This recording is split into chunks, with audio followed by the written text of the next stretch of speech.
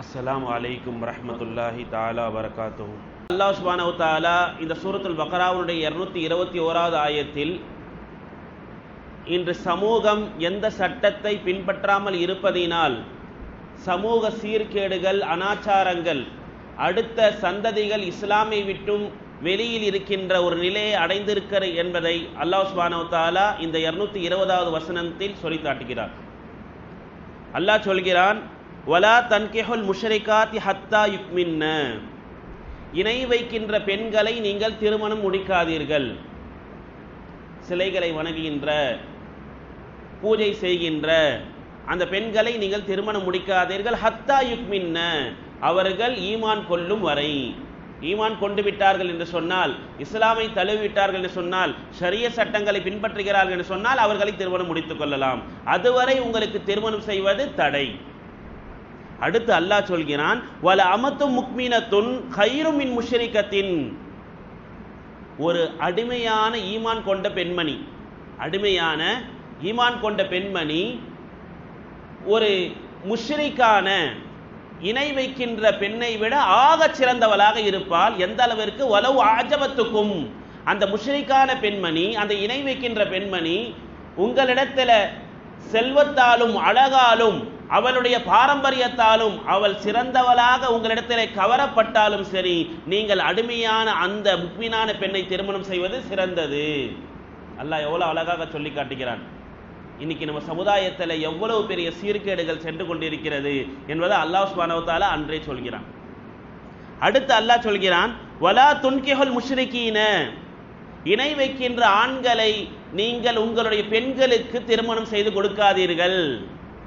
ஹத்தா யுக்மினு, அந்த முஷ்ரிக்கான ஆண்கள் ஈமான் கொள்ளும் வரை, அவர்கள் ஈமான் கொண்டு விட்டார்கள் என்று சொன்னால் அவர்களை திருமணம் முடித்துக் கொள்ளலாம் என்று சொல்லிவிட்டு அல்லாஹ் சொல்கிறான், வல அப்தும் முக்மினுன் கைரும் மின் முஷ்ரிக்கின் வலவ் அஜபகும், ஒரு ஈமான் கொண்டிருக்கின்ற அடியான், அடிமை, ஈமான் கொண்டிருக்கின்ற ஒரு அடிமை ஒரு முஷ்ரிக்கை விட ஆக சிறந்தவனாக இருக்கும். எந்த முஷ்ரிக்? அவனிடத்தில் செல்வம் இருக்கிறது, பாரம்பரியம் இருக்கிறது, எல்லாம் இருக்கிறது, இருந்தாலும் அவனை விட ஒரு அடிமை ஆக சிறந்தவன்.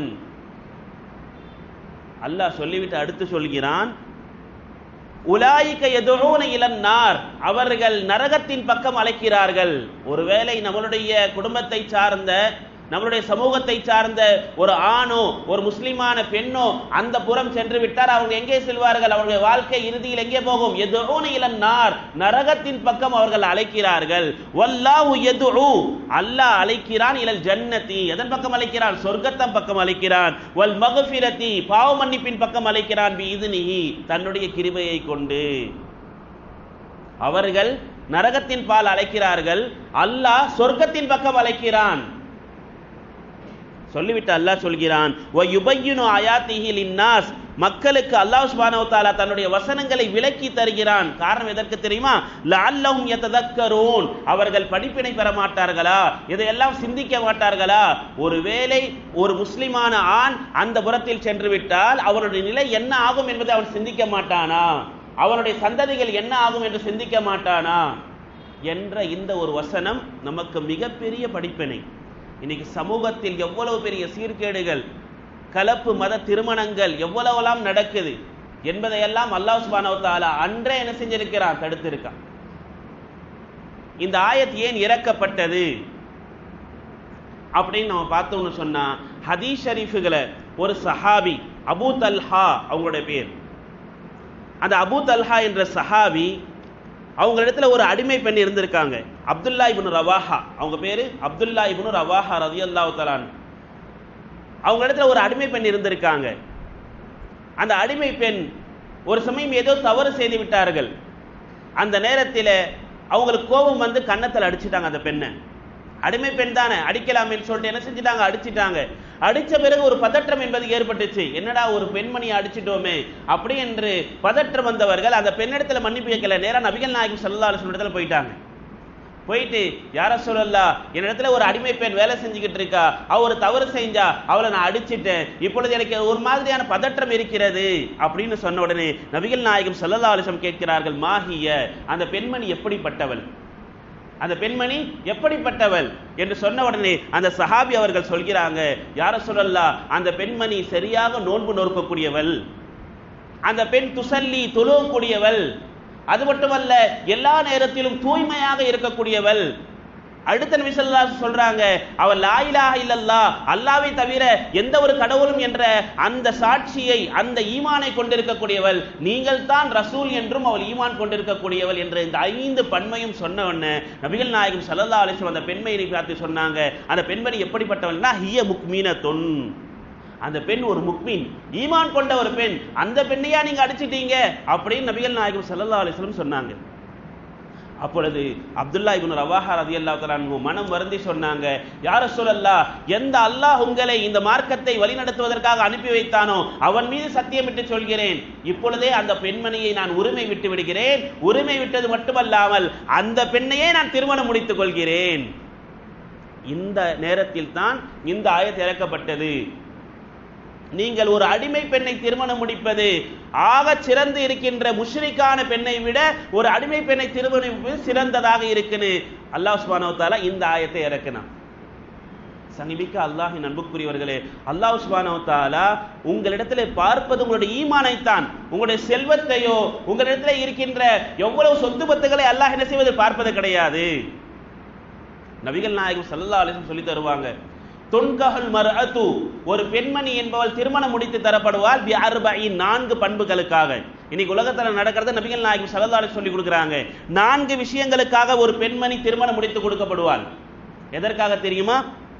லிமா அலிஹா, அவளிடத்தில் செல்வம் இருப்பதினால், வலி ஹசபிஹா, அவளுடைய பாரம்பரியம், அவருடைய வம்சாவளி சிறந்து இருப்பதினால், அந்த குடும்ப ஓஹாந்தான் கி பச்சியேவா அப்படின்னு என்ன செய்வாங்க, அந்த பெண்ணுடைய பாரம்பரியத்தை சொல்லி என்ன செய்வாங்க, திருமணம் முடித்து கொடுப்பாங்க. 2வது, 3வதாக வலி ஹுஸ்னிஹா வலி ஜமாலிஹா, அவளுடைய அழகின் காரணமாக. இந்த 3 விஷயங்களை சொல்லி நபிகள் நாயகம் ஸல்லல்லாஹு அலைஹி வஸல்லம் 4ஆக சொன்னார்கள், வலி தீனிஹா, அவளுடைய மார்க்க ஒழுக்கத்திற்காகவும் அவள் திருமணம் முடித்து கொடுக்கப்படுவாள்.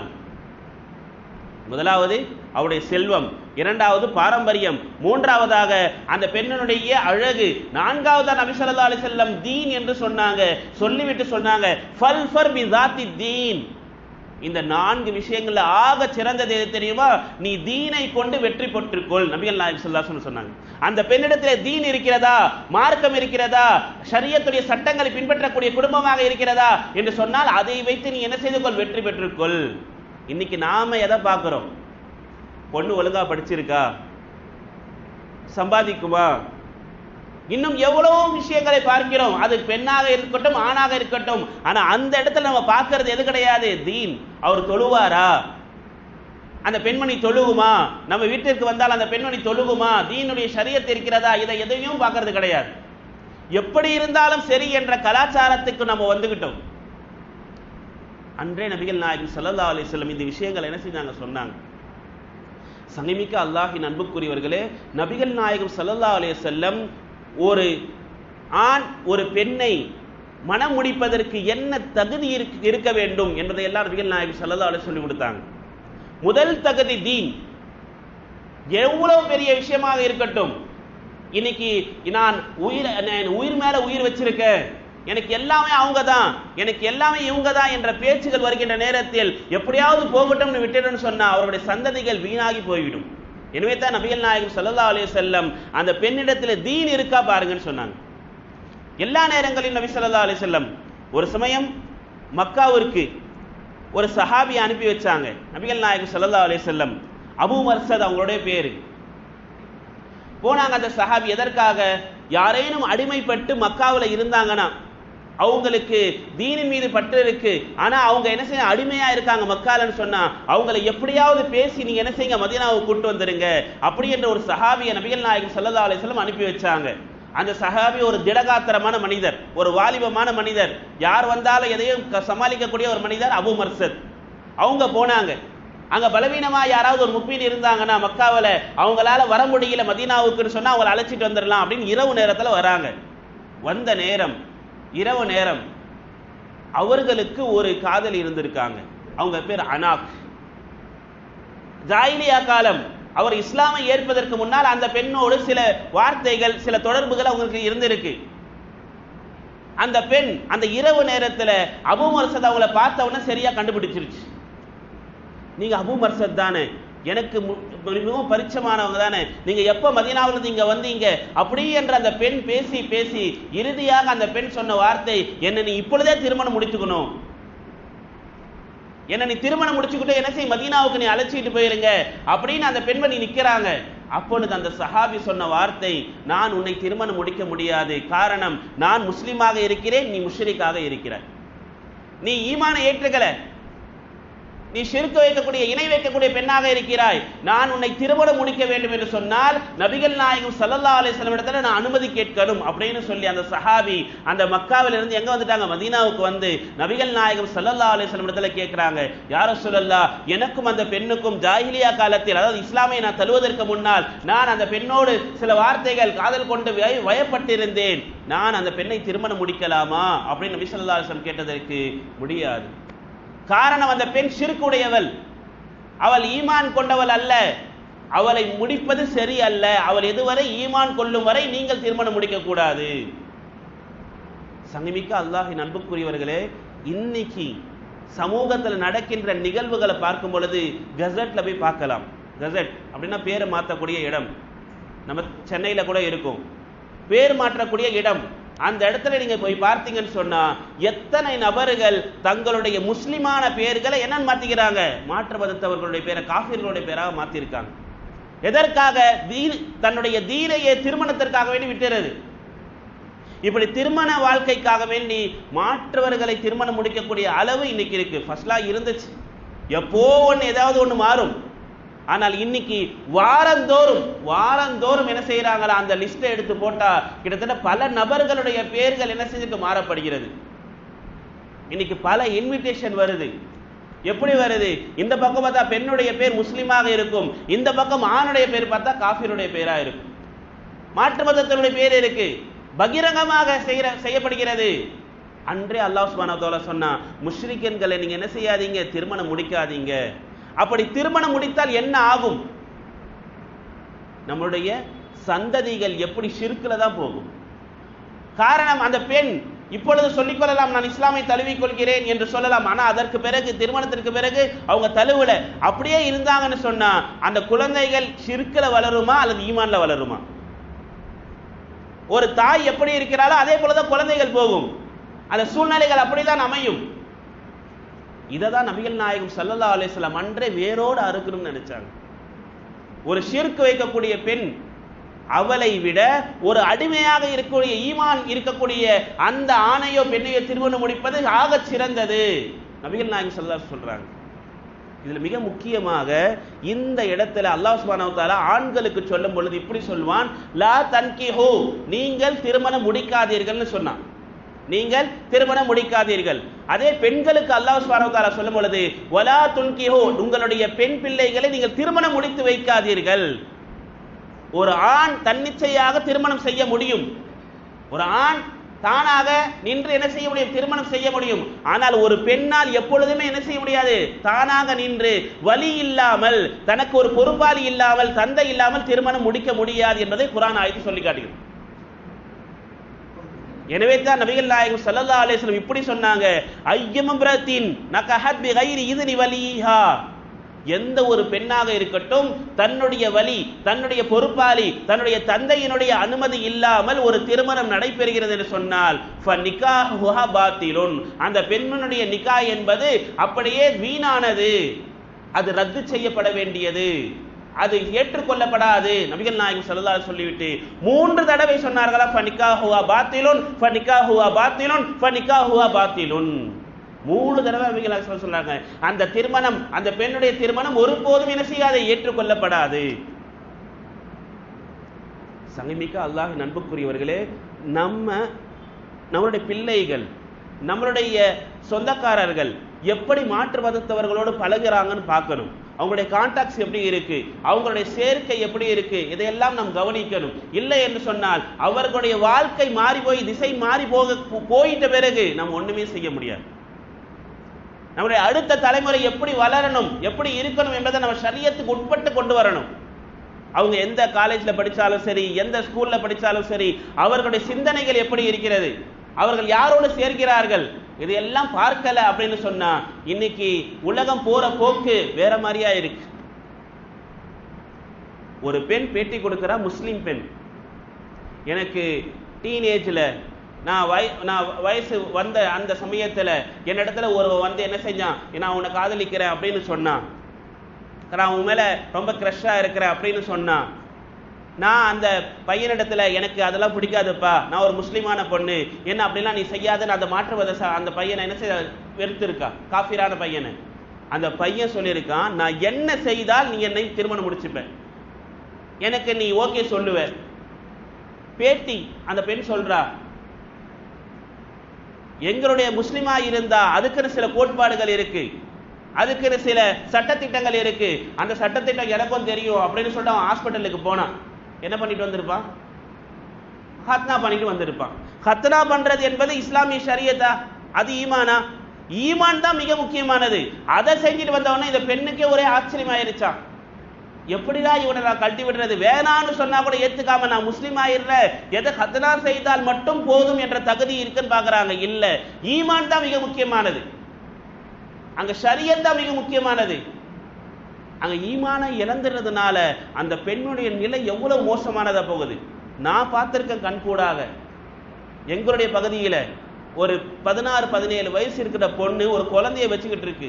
அந்த பெண் முஸ்லீமாக இருந்த பெண், தாய் தந்தையர்களுடைய கவனிப்பு இல்லாததினால் ஒரு காஃபிரிடத்துல சிக்கி கொண்டு அந்த பெண் செருப்பு இல்லாமல் நடந்து போவ தெருவில் நான் பார்த்திருக்கேன். இது அவர்களை கேவலப்படுத்துவதற்கோ கொச்சப்படுத்துவதற்கோ அல்ல, அவர்களுடைய தாயார்களுடைய தந்தைமார்களுடைய கவனிப்பு அவங்க இடத்துல இல்லை. இஸ்லாமிய ஷரியத்தை சிறு வயதிலிருந்தே சொல்லிக் கொடுத்திருந்தால், தீன் என்றால் இதுதான், உங்களுடைய படிப்பு வேண்டும், உங்களுக்கான திறமைகளை வெளியே கொண்டு வர வேண்டுமே தவிர நீங்கள் உங்களுடைய மார்க்கத்தை விற்பதோ உங்களுடைய மார்க்கத்தை விட்டு நீங்கள் வெளியே செல்வதற்கான வேலைகள் இருந்தால் அது என்னது, ஷரியத்து கூட. நபிகள் நாயகம் ஸல்லல்லாஹு அலைஹி வஸல்லம் பெண்களை எப்படிலாம் கைக்குள்ள வச்சிருந்திருக்காங்க. ஒரு இஸ்லாமிய பெண் அப்படின்னு சொன்னா அவர்களை பாதுகாப்பதற்கு நபிகள் நாயகம் ஸல்லல்லாஹு அலைஹி வஸல்லமுடைய போராட்டம் எவ்வளவு இருந்தது தெரியுமா? ஹுதைபியா உடன்படிக்கை நடக்குது, ஹிஜ்ரி 6, நபிகள் நாயகம் ஸல்லல்லாஹு அலைஹி வஸல்லம் அந்த ஹிஜ்ரி 6 உம்ரா செய்வதற்காக 1400 சஹாபிகளை கொண்டுட்டு வராங்க, உம்ராக்காக போறாங்க. அப்போ அந்த மக்காவுடைய வழியிலே தடை செய்யப்பட்டாங்க. நபி ஸல்லல்லாஹு அலைஹி வஸல்லம் உள்ள போகக்கூடாது, காஃபிர்கள் வந்து தடுத்துட்டாங்க. அந்த நேரத்தில் நபிகள் நாயகம் ஸல்லல்லாஹு அலைஹி வஸல்லம் ஏன் தடுக்கிறீங்க, நீங்க உள்ள வரக்கூடாது, உம்ராலாம் செய்யக்கூடாது இப்படின்னு அவங்க ஒரு போராட்ட களமாக ஆக்கிட்டாங்க. அடுத்து வர போர் தான் போயிருக்கும். சஹாபா பெருமக்கள்லாம் போருக்கு தயாராகிட்டாங்க. யார சொல்லலாம், நாங்க போர் செய்வோம், அப்படியே உள்ள போகுவோம், ஏன்னா பத்ர் ஜெயிச்சிருக்கோம், உஹது ஜெயிச்சிருக்கோம், எப்படியாவது இதுலயே என்ன செய்வாங்க, அல்லாஹ் வெற்றியை கொடுப்பா அப்படின்னு சொன்ன உடனே நபிகள் நாயகம் ஸல்லல்லாஹு அலைஹி வஸல்லம் போர்லாம் வேண்டாம், அவங்க என்ன ஒப்பந்தம் சொல்றாங்களோ அப்படியே செய்வோம். அவங்க என்ன ஒப்பந்தம் சொன்னாங்க தெரியுமா? மக்காவிலிருந்து யாரேனும் இஸ்லாமை தழுவதற்காக மதீனா வந்தால் நீங்கள் அவர்களை ஏற்றுக்கொள்ள கூடாது, அவர்களை நீங்கள் மக்காவுக்கே அனுப்பி வச்சிடணும். ஒரு அநியாயமான ஒரு ஒப்பந்தம். அதே போன்று மக்காவிலிருந்து யாராவது என்ன செய்யறாங்க, மதீனாவுக்கு வராங்கன்னா நீங்க அவங்களை என்ன செய்யக்கூடாது, மதீனாவில் சேர்த்துக்க கொள்ளக்கூடாது, நீங்க திருப்பி அவங்களை என்ன செஞ்சிடணும், அனுப்பிடணும். அவங்க இஸ்லாமை தழுவி இருந்தாலும் சரி. அதுக்கும் நபிகள் நாயகம் ஸல்லல்லாஹு அலைஹி வஸல்லம் எல்லாத்துக்கும் சரி சரின்னு சொல்லி தன்னுடைய முத்திரையை நபி ஸல்லல்லாஹு அலைஹி வஸல்லம் கடைசியா என்ன செஞ்சாங்க, சிக்னேச்சர் வச்சிட்டாங்க ஒப்பந்தத்தை வைத்த அந்த நேரத்தில் ஒரு பெண்மணி சுஐதா பின்துல் ஹாரிஸ், அவங்க மக்காவிலிருந்து இஸ்லாமை ஏற்றதன் காரணமாக மதீனாவுக்கு வந்துட்டாங்க. அந்த காலகட்டம் ஹிஜ்ரி 6-7 வந்துட்டாங்க. வந்த நேரத்தில் அவருடைய கணவர் அவர் பின்னாடியே வந்துட்டார். நீ எப்படி அங்க போகலாம், இப்பொழுதுதான் தடை செய்யப்பட்டிருக்கிறதே, யாருமே மக்காவிலிருந்து எங்க போகக்கூடாது, மதீனாவுக்கு போகக்கூடாது, மதீனாவுக்கு நீ எப்படி போன என்று அந்த கணவர் என்ன செய்தார், திரும்பி வந்துட்டார். வந்திருக்கிற நேரத்தில் நபிகள் நாயகம் ஸல்லல்லாஹு அலைஹி வஸல்லம் இடத்துல அந்த பெண்மணி வந்து நின்றுட்டாங்க. யா ரசூலல்லாஹ், நான் திரும்பி மக்காவுக்கு போக மாட்டேன், எனக்கு கணவன் தேவையில்லை, எனக்கு ஈமான் தான் தேவை. அந்த அவர் கணவர் காஃபிரா இருக்கார், நான் போக மாட்டேன். அந்த பெண்மணி விடாபிடியாக இருக்கிறாங்க. அப்பொழுது அல்லாஹ் சுப்ஹானஹு வ தஆலா நபிகள் நாயகம் ஸல்லல்லாஹு அலைஹி வஸல்லமுக்கு ஆயத்தை இறக்கினான். சூரத்துல் மும்தஹீனாவுடைய 10வது ஆயத். நபியே, நம்மளுடைய இஸ்லாமை தாங்கியிருக்கின்ற ஈமானை தாங்கியிருக்கின்ற எந்த ஒரு பெண்மணியும் உங்களிடத்திலே வந்துவிட்டால், மதீனாவுக்கு வந்துவிட்டால், ஃபலா தர்ஜிஊன இலல் குஃபார், காஃபிர்களின் பக்கம் அவர்களை திருப்பி விடாதீர்கள். காஃபிர்கள் பக்கம் அவங்களை அனுப்பாதீங்க. அவங்க இங்க மதீனாவிலே இருக்கட்டும்னு அல்லாஹ் சுப்ஹானஹு வ தஆலா இறக்கனா. உடனே அல்லாஹ் சுப்ஹானஹு வ தஆலா நபிகள் நாயகம் ஸல்லல்லாஹு அலைஹி வஸல்லமுக்கு ஒரு உதிப்பை கொடுத்தான். அந்த கணவர் வந்து சொன்னாராம், யா முஹம்மது அவர்களே, நீங்க தானே ஒப்பந்தம் போட்டீங்க, யாராவது மக்காவிலிருந்து மதீனாவுக்கு வந்தா திருப்பி அனுப்புறேன்னு சொல்லி அந்த ஒப்பந்தத்தை நீங்க மீறீங்களே அப்படின்னு சொன்ன உடனே நபிகள் நாயகம் ஸல்லல்லாஹு அலைஹி வஸல்லம் அந்த இடத்துல ஒரு வார்த்தை சொன்னார்கள், கான ஷர்த்து ஃபிர் ரிஜால். அந்த நிபந்தனை போட்டோம் இல்லையா, ஒப்பந்தம் போட்டோம் இல்லையா, யாருடைய விஷயத்தில் தெரியுமா? ஆண்களுடைய விஷயத்தில் தானே தவிர லாஃபின் நிசா, யாருடைய விஷயத்துல அல்ல, பெண்களுடைய விஷயத்துல அல்ல. நீ வேண்டும் என்றால் அந்த ஒப்பந்தத்தை எடுத்து படிச்சு பாரு, என்னன்னு போட்டிருக்கு, ஆண்களுக்கு தான் போட்டிருக்கே தவிர அந்த இடத்துல பெண்களுடைய வாசகம் எங்குமே இல்லை. உடனே அந்த கணவரை என்ன செஞ்சிட்டாரு, நபிகள் நாயகம் ஸல்லல்லாஹு அலைஹி வஸல்லம் வார்த்தைகளை கேட்டு விட்டுட்டு போயிட்டார்.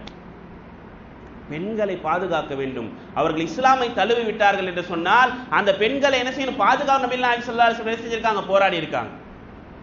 பல வரலாறுகள் அது மாதிரி. உக்பத் இப்னு அபீ முஅய்த் இஸ்லாமுக்கு ரொம்ப நபி ஸல்லல்லாஹு அலைஹி வஸல்லமுக்கு அதிகமாக கஷ்டத்தையும் துயரத்தையும் கொடுத்தவர். எந்த அளவுக்குனா, நபிகள் நாயகம் ஸல்லல்லாஹு அலைஹி வஸல்லம் தொழுதுட்டு இருந்தாங்கன்னா அவங்களுடைய உடம்பு மேல அந்த ஒட்டகத்தினுடைய கழிவுகள் இருக்கு இல்லையா, எவ்வளவு இருக்கும் கழிவு, அந்த ஒட்டகத்துடைய அந்த கொழுப்பு கழிவு அந்த குடலெல்லாம் தூக்கிட்டு வந்து அப்படியே போட்டுருவாங்க. நபி ஸல்லல்லாஹு அலைஹி வஸல்லம் எந்திரிக்க கூட முடியாது. சில நேரங்கள் நபிகள் நாயகம் ஸல்லல்லாஹு அலைஹி வஸல்லம் அந்த கழுத்துல அப்படியே துண்டை போட்டு நெருக்குவாங்க. இப்படியெல்லாம் செய்த ஒரு கொடுங்கோல் மனிதர் தான் உக்பத் இப்னு முஅய்த். அல்லாஹ் சுப்ஹானஹு வ தஆலா அந்த வீட்டுல ஒரு பெண்மணி உம்மு குல்சூம் அவங்க பேரு, அவங்களுக்கு அல்லாஹ் ஈமானை கொடுத்தான். பாத்தீங்களா எவ்வளவு கொடுமை செய்திருக்கிறான் இஸ்லாமுக்கும் நபி ஸல்லல்லாஹு அலைஹி வஸல்லமுக்கு. அல்லாஹ் சுப்ஹானஹு வ தஆலா அந்த வீட்டுல ஒரு மனிதர், ஒரு பெண்ணுக்கு அல்லாஹ் சுப்ஹானஹு வ தஆலா என்ன கொடுத்திருக்கான், ஈமானை கொடுத்தான். அவங்க பேர் உம்மு குல்சூம். அவங்க என்ன செஞ்சாங்கன்னா, அவர்கள் மட்டும் இஸ்லாமை தழுவது பத்தாதுன்னு அவர்களுடைய 2 சகோதரர்கள் இருந்திருக்காங்க, அவர்களுக்கும் ஈமானை பற்றி எடுத்து சொல்லி நீங்களும் இஸ்லாமை தழுவுங்க அப்படின்னு பேசி இந்த ஹிஜ்ரி 6-7 அந்த நேரத்துல அவங்களும் என்ன பண்ணியிருக்காங்க, மக்காவில இருந்து மதீனாவுக்கு வந்துட்டாங்க. வந்த நேரத்துல உக்பத் இப்னு அபீ முஅய்த் விடுவானா? எவ்வளவு பெரிய கொடுங்கோல் மனிதன் அவன். அவன் அப்படியே அவங்களை துரத்திக்கிட்டே என்ன செஞ்சான், வந்தான். வந்து இதே வார்த்தை தான், முகமது அவர்களே நீங்கள் என்ன ஒப்பந்தம் போட்டீங்க அப்படின்னு பேசுகின்ற நேரத்திலே நபிகள் நாயகம் ஸல்லல்லாஹு அலைஹி வஸல்லம் சொன்னாங்க, நீ சொல்றதெல்லாம் சரிதான், இது ஆண்களுக்கான ஒப்பந்தம் தானே தவிர பெண்களுக்கு அல்ல. உன்னுடைய 2 பிள்ளைகளை வேணாலும் என்ன செய்ய, அழைச்சிட்டு போ, ஆனா இந்த பெண்மணியை நான் விட மாட்டேன். இதுதான் மிக முக்கியமானது. நம்மளுடைய மகன் ஒரு முஷ்ரிக்கான பெண்ணை திருமணம் முடிக்க வேண்டும், ஒரு காதலிக்கிறான் அப்படின்னு ஒரு சூழ்நிலை வந்தா அந்த பெண்ணவனால இஸ்லாமையாக மாற்றி நம்ம திருமணம் முடித்துக் கொள்ளலாமே தவிர எப்பொழுதுமே நம்மளுடைய இஸ்லாமிய பெண்கள் ஒரு காஃபிரை என்ன செய்யறான், விரும்புறான் அப்படின்னு சொல்லிட்டு அவன் முஸ்லீம் ஆயிருவான், அவன் தீன்தாரியா வந்துருவான் அப்படின்னு நம்ம திருமணம் செய்து கொடுக்கக்கூடிய நேரத்தில் அந்த பெண்ணுடைய நிலை அப்படியே மோசமா தான் போகும். இதுதான் நம்ம இஸ்லாம் சொல்லி தருது. எனவே நாம நம்மளுடைய குழந்தைகளை, நம்மளுடைய பெண் பிள்ளைகளை, நம்மளுடைய ஆண் பிள்ளைகளையும் நம்மளுடைய சந்ததிகள் சீராக வர வேண்டும் என்று சொன்னால் அவர்களுடைய சேர்க்கை யாரோட இருக்கிறது, அவர்களுடைய தொடர்புகள் யாரோட இருக்கிறது என்பதை நம்ம என்ன செய்யணும், பார்க்கணும். இல்லை என்று சொன்னால் நம்மளுடைய அடுத்த சந்ததிகள் மிக மோசமான ஒரு விளைவை சந்திக்கும். அல்லாஹ் பாதுகாக்கணும். இன்னைக்கு இருக்கிற சூழ்நிலை அது. கோ எஜுகேஷன் படிக்கிறாங்க, ஸ்கூல்ல போன உடனே நம்மளுக்கு இஸ்லாமிக் ஸ்கூல் இல்லையே, எங்கேயோ தான் இருக்கு. நம்ம எல்லாருமே கொண்டு போய் இஸ்லாமிக் ஸ்கூல்ல சேர்க்க முடியுமா? முடியாது. எல்லாரும் பப்ளிக் ஸ்கூல்ல கொண்டு போய் சேர்க்க முடியுமா? முடியாது. கவர்மெண்ட் ஸ்கூல்ல சேர்க்கிறோம், கவர்மெண்ட் காலேஜ்ல படிக்கிறாங்க. படிக்கின்ற இடங்களில் நம்மளுடைய பிள்ளைகள் எப்படி இருக்கிறாங்க, அவங்க காலேஜுக்கு போனாலும் சரி தொழுகிறாங்களா, ஷரியத்தின் சட்ட பிரகாரம் நடக்கிறாங்களா, இதையெல்லாம் பெற்றோர்கள் பார்க்கணும். நம்ம சமூகத்து தலைவர்கள் பார்க்கணும். ஒவ்வொரு பள்ளிவாசனுடைய அந்த மக்கள் என்ன செய்யணும், பார்க்கணும். இந்த வீட்டில் இத்தனை பிள்ளைகள் இருக்காங்களா, தொழுகிறாங்களா, இவங்க ஷரியத்தின் பிரகாரம் நடக்கிறாங்களா, இவங்க சிந்தனைகள் எப்படி இருக்கிறது, பொறுப்பெடுத்து நான் பார்க்கணும். அப்படிதான் நபிகள் நாயகம் ஸல்லல்லாஹு அலைஹி வஸல்லம் அன்று இருந்த பெண்களுடைய அந்த பொறுப்புகளை எடுத்தாங்க. அந்த பொறுப்புகளை எடுத்ததின் காரணமாகத்தான் நபிகள் நாயகம் ஸல்லல்லாஹு அலைஹி வஸல்லம் இப்படி சிறந்த ஒரு சமுதாயத்தை உருவாக்கி கொடுத்தாங்க. உம்மு சுலைம் அனஸ் ரலியல்லாஹு தஆலா அவங்களுடைய அம்மா கணவரை இழந்துட்டாங்க. அந்த சஹாபிய பெண்மணி உம்மு சுலைம். அனஸ் ரலியல்லாஹு தான் சிறிய பையன், ரொம்ப சின்னவங்க. அவங்களை எப்படி வளர்க்கணும், என்ன பண்ணணும் என்று அந்த பெண்மணிக்கு தெரியாத ஒரு சூழ்நிலை.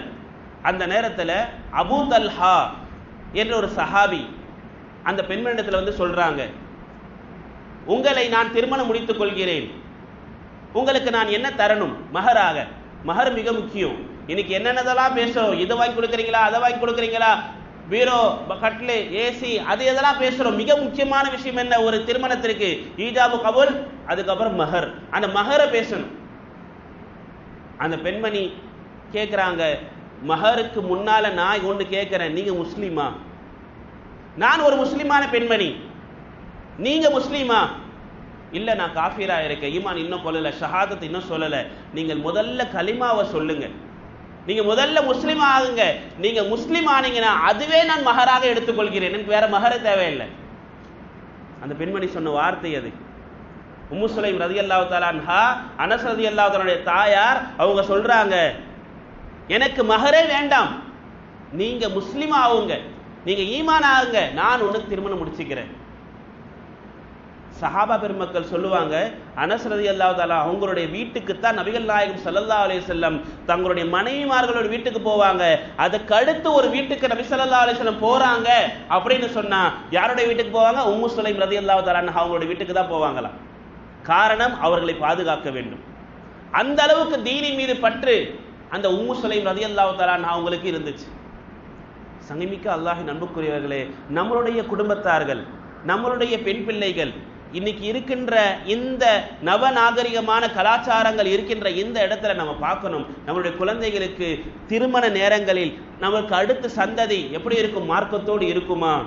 இவங்களை திருமணம் பண்ணி கொடுத்தா நம்ம பார்க்குறோம், அவங்க இடத்துல செல்வம் இருக்கா, அவங்களுக்கு நல்ல வருமானம் இருக்கா, அவங்களுக்கு நல்ல செல்வ செழிப்பான பேக்ரவுண்ட் ஏதாவது இருக்கா, அவங்களுக்கு இந்த இடத்துல இடம் இருக்கா, அந்த இடத்துல இடம் இருக்கா, இப்படியெல்லாம் என்ன செய்யணும், பார்க்குறோம். ஆனால் எதை பார்க்கறது கிடையாது, தீனை பார்க்கறது கிடையாது. தீன் மிக முக்கியமானது. அந்த குடும்பத்தை சார்ந்தவர்கள் எப்படி கற்புழுக்கத்தோடு இருக்கிறாங்களா, அவங்களுடைய சூழ்நிலைகள் எப்படி இருக்கு, இதையெல்லாம் பார்த்து தான் நம்மளுடைய பெண் பிள்ளைகளையும் கொடுக்கணும். அதே போல நம்மளுடைய ஆண் பிள்ளைகளுக்கு பெண் எடுக்கும் பொழுதும் அந்த சிந்தனையை பார்க்கணும். ஒரு மருமக வீட்டுக்கு வராங்கன்னு சொன்னா அவங்களுடைய சூழ்நிலையை பார்க்கணும். இவனுக்கு அவன் சரியா இருப்பான் அப்படி நம்ம என்ன செய்யறோம், கொண்டு வந்துடுறோம். ஆனா தீன் பார்க்கணும் அந்த இடத்துல. இன்னைக்கு இஸ்லாமிய திருமணங்கள்ல பாட்டு கச்சேரி நடக்குது, டான்ஸ் நடக்குது. வீடியோக்கள்ல பார்க்கும் பொழுது எப்படி மாற்று மதத்தவர்கள் காஃபிர்கள் நடந்து கொள்வார்களோ அந்த அனாச்சாரங்கள் அத்தனையும் எங்க இருக்கு, நம்மளுடைய திருமணங்கள்ல இருக்கு. நபிகள் நாயகம் ஸல்லல்லாஹு அலைஹி வஸல்லம் சொன்னாங்க, எந்த திருமணம் என்பது இலகுவாக லேசாக நடைமோ அதுல பர்க்கத் அல்லாஹ் கொடுப்பான்னு சொன்னாங்க. இன்னைக்கு ஆடம்பரமான திருமணங்கள், நம்மளுடைய சந்ததிகள், நம்மளுடைய வம்சம், நம்மளுடைய பாரம்பரியம் எப்படி இருக்கணும், ஒவ்வொரு நபிமார்களும் யோசிச்சாங்க. என்னுடைய குடும்பம் எப்படி இருக்கணும், நான் மரணித்த பிறகு என்னுடைய பிள்ளைகளை பற்றி அவங்க சிந்திச்சாங்க. இப்ராஹிம் அலைஹிஸ்ஸலாம் துஆ செய்தார்கள், ரப்பி ஜஅல்னி முகீமஸ் ஸலாத், யா அல்லாஹ் என்னை நிரந்தரமாக தொழுகையாளியாக மாற்று அப்படின்னு சொல்லிட்டு தன்னை பற்றி நிறுத்துகிற வமின் ஸுர்ரியதி, என்னுடைய குடும்பத்தை சார்ந்த என்னுடைய சந்ததிகளும் என்ன செய்யணும், அதே போன்று இருக்கணும். இதுதான் நமக்கு முக்கியம். நம்ம கண்ணை மூடுகின்ற நேரத்தில் நம்மளுடைய பிள்ளைகள் திசை மாறி போயிருக்காங்க, தடம் புரண்டு போயிருக்காங்க. என்னுடைய தாதா எப்படி இருந்தாங்க, என்னுடைய நானா எப்படி இருந்தாங்க, அவங்க எல்லாம் தீன் பிரகாரம் எவ்வளவு பற்றோட இருந்தாங்க, குரானை எப்படி அவங்கள பிடிச்சுக்கிட்டு இருந்தாங்க. ஆனா நானும் இல்லை, என்னுடைய குடும்பமும் இப்படி தடம் புரை போயிருக்கே என்ற அந்த சூழ்நிலையில் நல்ல மூத்து வருமா, ஒரு சுகூனான ஒரு மன நிம்மதியான மௌத் நமக்கு இருக்குமான்னு சொன்னா இருக்காது. காரணம் ஒரு பிள்ளைகள். இன்னைக்கு நம்ம 10-12 பெத்துக்கிற இருக்கிறது 1-2 தான். ஆனா அந்த பிள்ளைகளை சீரான முறையில் நாம தீனின் பிரகாரம் கொண்டு போகலன்னு சொன்னா நம்ம இஸ்லாமிய ஷரியத் எந்த பக்கம் போயின்னு இருக்கு. யாக்கூப் அலைஹிஸ்ஸலாம் சூரத்துல் பக்ரால 133வது ஆயத்தில் அல்லாஹ் சொல்கிறான், இது ஹதர யாக்கூபுல் மௌத், யாக்கூப் அலைஹிஸ்ஸலாமுக்கு மௌத் நெருங்கி விட்டது. ஏன்னா யார் வந்துட்டாங்க, மலக்குல் மௌத் வந்துட்டாங்க. வந்து நின்று கொண்டு நபிமார்களுக்கு அல்லாஹ் கேட்க சொல்லுவான், அவங்களுடைய ரூஹை கைப்பற்றட்டுமா. மனிதர்களுக்கு அப்படி கிடையாது. ஆனா நபிமார்களுக்கிட்ட யார் கேட்பா, மலக்குல் மௌத் அனுமதி கேட்பாங்க, உங்களுடைய ரூஹை நான் கைப்பற்றி கொள்ளட்டுமா. அப்ப யாக்கூப் அலைஹிஸ்ஸலாம் என்ன சொன்னாங்க தெரியுமா, கொஞ்ச நேரம் பொறுத்துக்குங்க, எங்களுடைய பிள்ளைகளை கூப்பிட்டு நான் கடைசியா ஒரு நசியத் பண்ணிக்கிறேன், ஒரு உபதேசம் பண்ணிக்கிறேன். என்னுடைய பிள்ளைகளை நான் அழைச்சி 12 பிள்ளைங்க யாரை சேர்த்து, யூசுப் அலைஹிஸ்ஸலாம், புன்யாமீன் இவர்கள்லாம் சேர்த்து எத்தனை பிள்ளைங்க? 12 பிள்ளைங்க. எல்லாரையும் அழைச்சாங்க. அழைச்சிட்டு மௌத்துடைய நேரம் அல்லாஹ் குர்ஆன்ல சொல்றா, எடுத்து பாருங்க. சூரத்துல் பக்ராவுடைய 133வது ஆயத். கேட்கிறாங்க, அவங்க கேட்கிறாங்க, மா தஅபுதுன மின் பஅதி, எனக்கு பிறகு நீங்கள் எதை வணங்குவீர்கள்? நான் இப்ப மௌத்தா போயிட்டேன், எனக்கு பிறகு உங்களுடைய வணக்க வழிபாடு எப்படி இருக்கும்? இதுதானே ஒருத்தவங்களுக்கு முக்கியம். ஒரு நபி கேட்கிறாங்க தங்களுடைய பிள்ளைகளிடத்துல. அவங்க பிள்ளைகள் சொன்னார்கள், காலு நஅபுது இலாஹக வ இலாஹ ஆபாயிக. அவங்க எல்லாம் சேர்ந்து சொல்றாங்க, நாங்கள் அத்தனை நபர்களும் உங்களுடைய கடவுளையும் உங்களுடைய இறைவனையும், உங்களுடைய தந்தை யார்? இஸ்மாயில் அலைஹிஸ்ஸலாம், இப்ராஹிம் அலைஹிஸ்ஸலாம், இஸ்ஹாக் அலைஹிஸ்ஸலாம், உங்களுடைய தந்தை, இவங்களுடைய தந்தைமார்கள் எல்லாம் எப்படி இலாஹன் வாஹிதா ஒரே கடவுளை வணங்கிக் கொண்டிருந்தார்களோ அந்த இறைவனை தவிர நாங்கள் யாரையும் வணங்க மாட்டோம்னு சொன்ன பிறகுதான் அவங்களை பார்த்தாங்க. வரலாறு சொல்லித்தரு. இதே போன்றுதான் நம்மளுடைய பிள்ளைகள் ஷரியத்தின் பிரகாரமே கடைசி வரைக்கும் நிலைக்கணும். அந்த நிலைப்பு, அந்த நிறைந்த தன்மை என்பது இருக்குமா என்பதை நம்ம ஊர்ஜிதப்படுத்தணும். அதற்கு நம்மளுடைய பிள்ளைகளை ஷரியத்தின் பிரகாரம் நம் சீரான முறையில் வளர்க்கிறோமா? அந்த அடிப்படையில் அவர்கள் செல்கிறார்களா? அவர்கள் குர்ஆன் ஹதீஸுடைய பற்று இருக்கிறதா? இன்னைக்கு எப்ப பார்த்தாலும் செல்போன், யூடியூப், ஷார்ட்ஸ், அவங்களுக்கு ஷேர் ஷாட், இது போல சிந்தனைகள் தான் இருக்கே தவிர தீனின் பக்கம் பற்று என்பது அறவே இல்லாம போயிடுச்சு. மக்தப்னு சொன்னா 1 மணி நேரம் வராங்க. அந்த மக்தபுடைய சிந்தனை எங்க 1 மணி நேரம் தான் இருக்கு. வீட்டுக்கு போனவொன்னா அப்படியே 23 ஹவர்ஸ்ல என்ன செஞ்சு மாறிடுது. அவங்க ஸ்கூலுக்கு போறாங்க, அவங்களுடைய சேர்க்கை எப்படி இருக்கு நம்ம சிந்திப்பது கிடையாது. சேர்க்கை மாறுவதனால் தான் அவர்களுடைய ஈமானே தடம் பொருள் போயிருக்கு. ஈமான் போயிருச்சுன்னா என்ன இருக்கு? அவங்களுடைய வாழ்க்கையே என்ன ஆயிடுச்சு? தடம் பொருள் போயிடுச்சு. ஈமான் தான் பெரிய விஷயம். அல்லாஹ் அவங்களுக்கு இயற்கையா பிறப்புல கொடுத்திருக்கான். அந்த பிறப்புல கொடுத்திருக்கின்ற ஈமானை அவங்க தவறவிடும் பொழுது அதற்கான காரணமாக யார் இருக்கும்? பெற்றோர்களாக நாம் தான். பெற்றோர்கள் அவர்களை சீரான முறையில் கண்காணித்தோம் என்று சொன்னால் நிச்சயமாக ஒவ்வொரு குடும்பத்தில் இருக்கின்றவர்களும் சீரான ஷரியத்தின் பிரகாரம் என்ன செய்யும்? போகும்.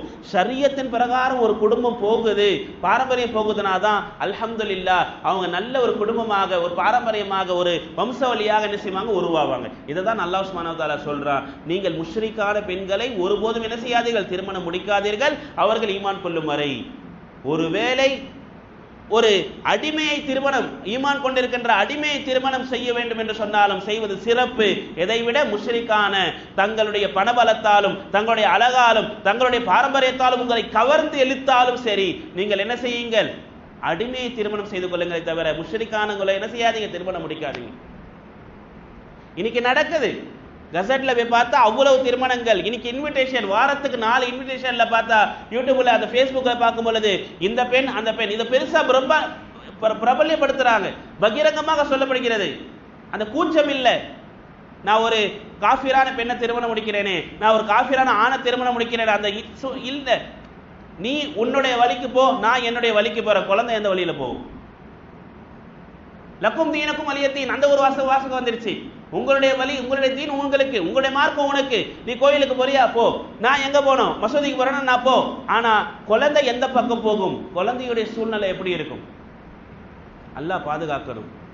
சங்கமிக்க அல்லாஹின் அன்புக்குரியவர்களே, இஸ்லாமிய ஷரியத் தீன் நமக்கு என்ன சொல்லிக் கொடுக்கிறதோ அதை நம் பிள்ளைகளுக்கு சொல்லிக் கொடுக்கணும். அவர்களை கண்காணிக்க வேண்டும். ஒவ்வொரு பெற்றோருடைய இது எனது கடமையாக இருக்கு. அல்லாஹ் சுப்ஹானஹு வ தஆலா நம்மளுடைய பிள்ளைகளை சீரான முறையில் ஷரியத்தின் பிரகாரம் கொண்டு செல்வானாக.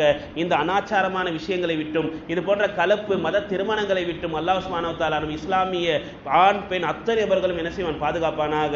வாஹிர் தஅவானா அல்ஹம்துலில்லாஹி ரப்பில் ஆலமீன்.